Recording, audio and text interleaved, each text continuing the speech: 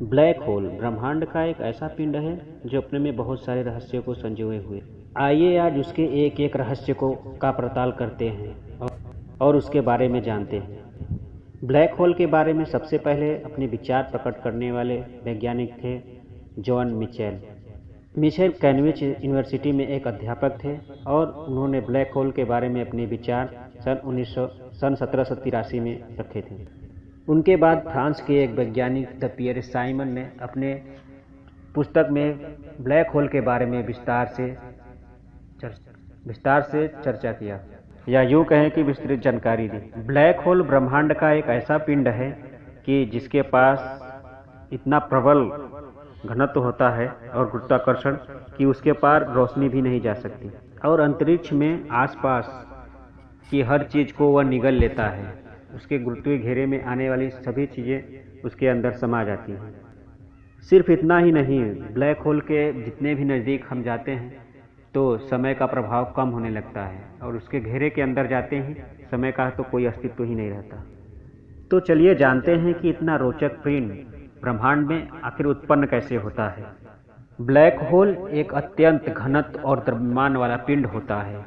ब्रह्मांड में किसी भी वस्तु को अगर कंप्रेस करके हम उसको इतना छोटा कर दें कि उसका द्रव्यमान और घनत्व बहुत प्रबल हो जाएगा, जिसके कारण उसका गुरुत्वाकर्षण बल इतना प्रबल हो जाएगा कि उसके बाहर रोशनी भी नहीं जा सकती, और वो चीज़ ब्लैक होल कहलाएगी। यदि हम पृथ्वी से 13 लाख गुना बड़े सूर्य को कंप्रेस करके एक मटर के दाने के बराबर कर दें तो उसका द्रव्यमान और घनत्व इतना बढ़ जाएगा कि वह एक ब्लैक होल बन जाएगा।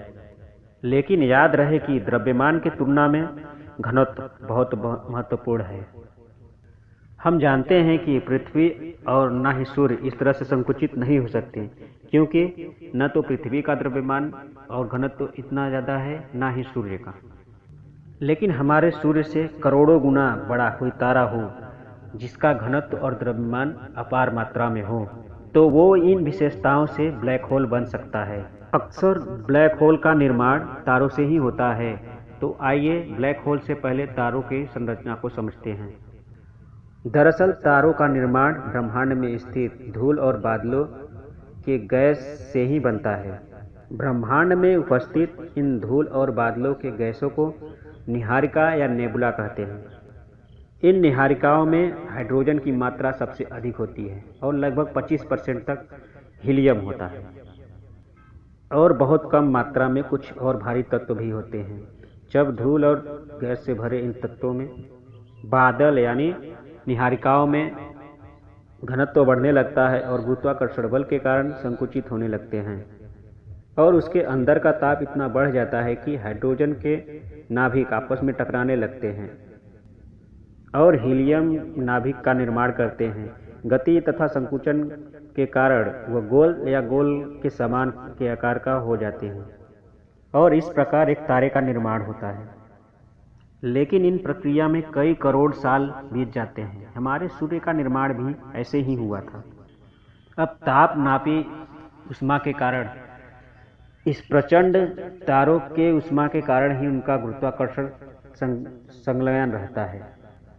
इसलिए हाइड्रोजन में मौजूद तारे में मौजूद हाइड्रोजन खत्म होने लगता है तो वह तारा धीरे धीरे ठंडा होने लगता है।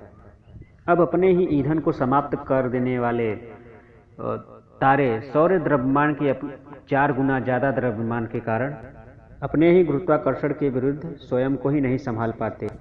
ऐसे तारों के अंदर एक विस्फोट होता है जिसे सुपरनोवा कहते हैं। इस विस्फोट के बाद यदि उस तारे के घनत्व वाला कोई अवशेष बचता है तो वह अत्यधिक घनत्व युक्त न्यूट्रॉन तारे बन जाते हैं।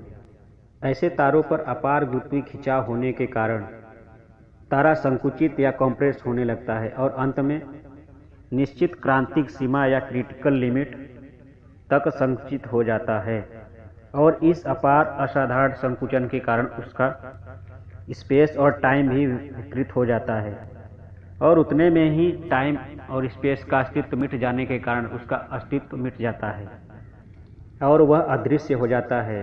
यही वो अदृश्य पिंड होते हैं जिसे हम ब्लैक होल कहते हैं। किसी ब्लैक होल का संपूर्ण द्रव्यमान एक छोटे से बिंदु में केंद्रित रहता है। जिसे सेंट्रल सिंगुलैरिटी पॉइंट कहते हैं। इस बिंदु के आसपास गोलाकार क्षेत्र या सीमा को इवेंट होराइजन कहा जाता है।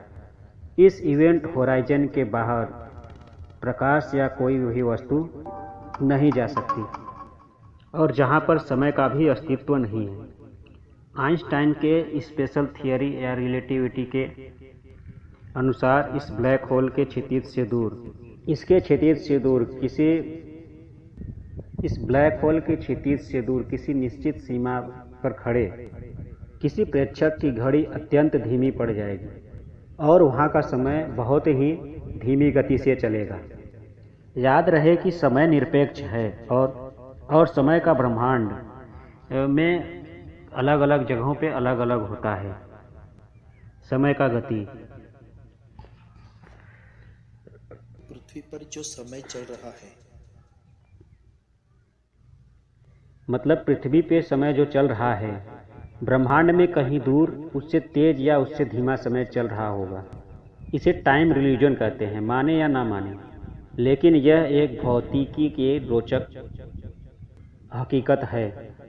ब्लैक होल की क्षितिज में आकर उसके अंदर गिरने वाली के अणु बिखर जाएंगे और वह वस्तु अदृश्य हो जाएगी और ब्लैक होल के घनत्व में किसी अज्ञात स्थान पर चली जाएगी, जिसके बारे में भौतिक विज्ञानी अब तक कुछ भी नहीं जानते हैं।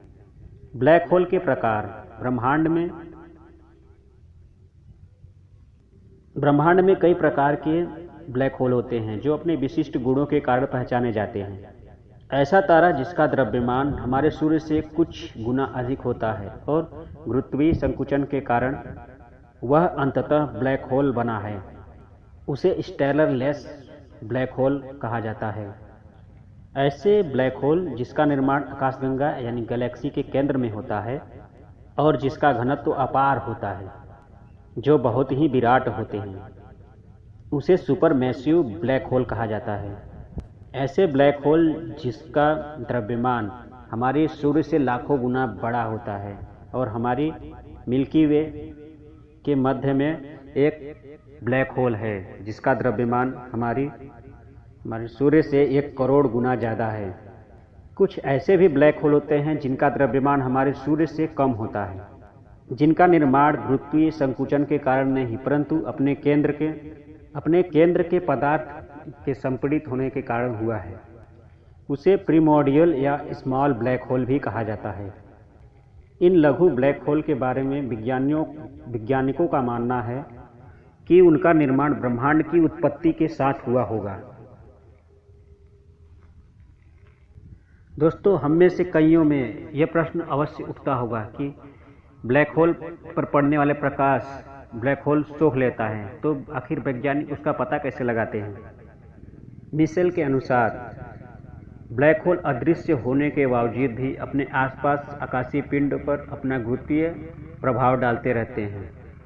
बीच में तो अंधेरा होता है लेकिन उसके आसपास की चीज़ें उस अंधेरे में खींच रही होती हैं, ऐसा दिखाई देता है।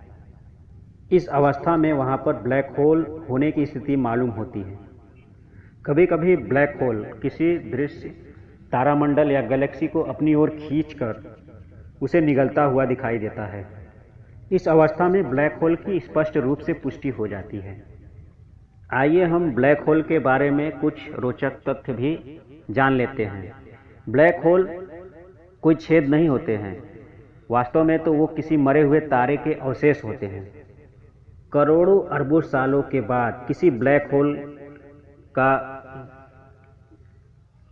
मृत्यु होता है, यानी वो खत्म हो जाता है और उसके अवशेषों के कारण ही ब्लैक होल का जन्म होता है। यहाँ पर याद रहे कि सभी तारे मरकर ब्लैक होल नहीं बनते हैं। कुछ तारों की उनकी गति में चेंज होता है। ब्लैक होल अपने आसपास आने वाले किसी भी आकाशीय पिंड को नहीं छोड़ता है। वह ग्रह, धूमकेतु, तारा या किसी गैलेक्सी को पूरी की पूरा खींचकर निगल सकता है। ध्यान रहे कि ब्लैक होल अपने गुरुत्वीय घेरे में आने वाली किसी भी वस्तु को ही सिर्फ खींचेगा।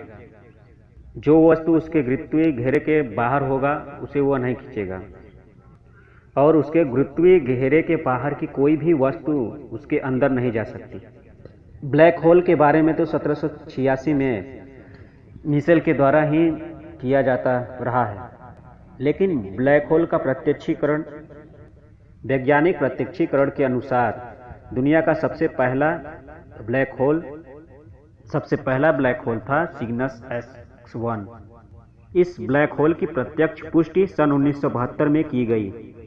वैज्ञानिकों ने ब्लैक होल की बहुत सारी खोज की है और उसके अनुसंधान में बहुत सारे रिसर्च भी किए हैं। अगर आशा है कि आप इस वीडियो में आप अपनी जानकारी को कुछ बढ़ाए होंगे। अगर आपको कोई सुझाव या कोई प्रश्न हो तो आप हमें कमेंट में लिख सकते हैं। अगर वीडियो अच्छी लगी हो तो हमारे चैनल को सब्सक्राइब करें, बेल आइकन को ज़रूर दबाएं।